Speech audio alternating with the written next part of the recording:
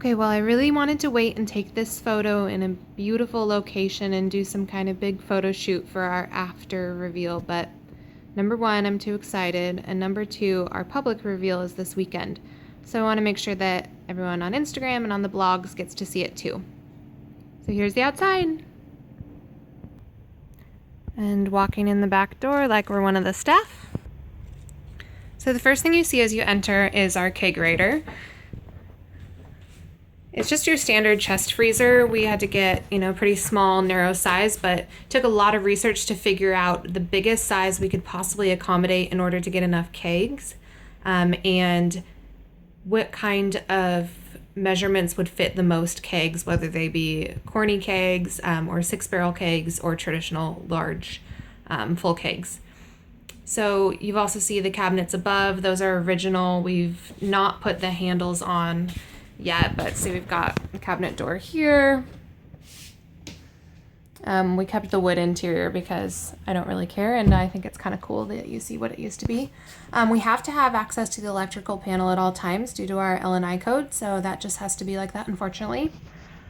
Here's the pretty sconces. As I mentioned, the tops don't actually fit, but it's kind of industrial looking now. We're gonna run with it.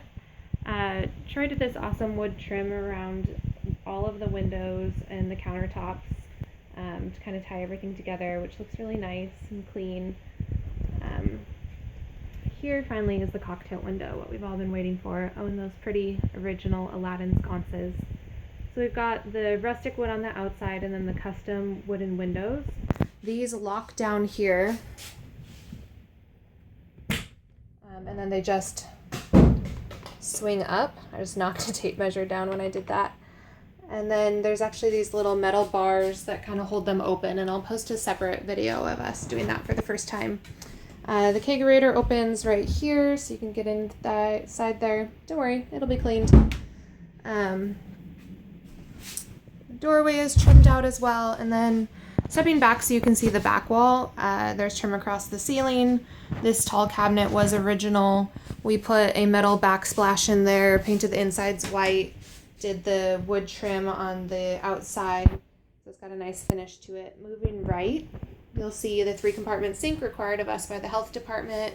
It's the tiniest 3-compartment sink ever, but it does the job. You can fit your full hands in there, which is what their requirement is.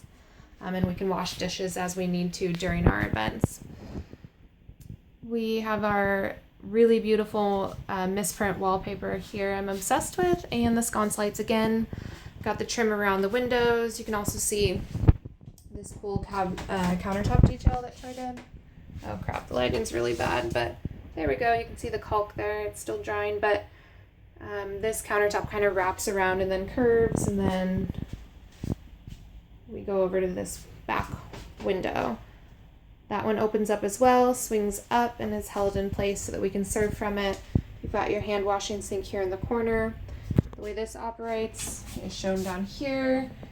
There's the plumbing, and then it goes to a wastewater tank. So food trucks, camper trailers, all of us are using these food safe water tanks, which means that we have 7 gallons at an event before we would need to refill or empty these. And similar down here. Countertops are the aluminum from the millwork outlet at my dad's place. There's some storage cabinets on this wall, all made by my husband.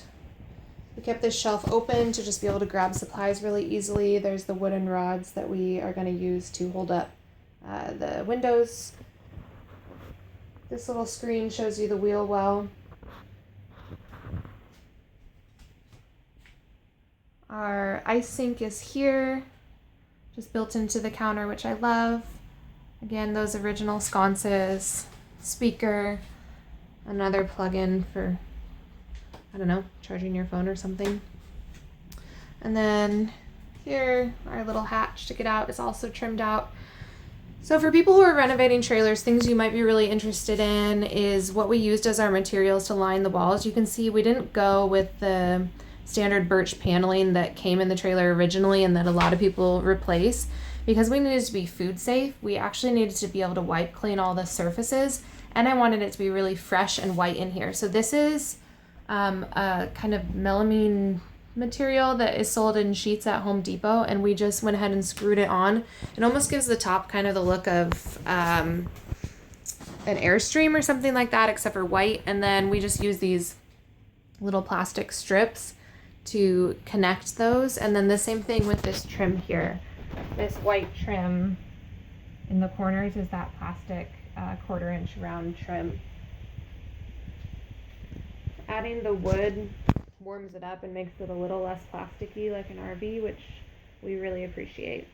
And then also, since we are food safe, everything has to be able to be wiped down clean, no edges or cracks that can hold food. So everything has caulk or wood trim, and then we've got, easy clean aluminum countertops.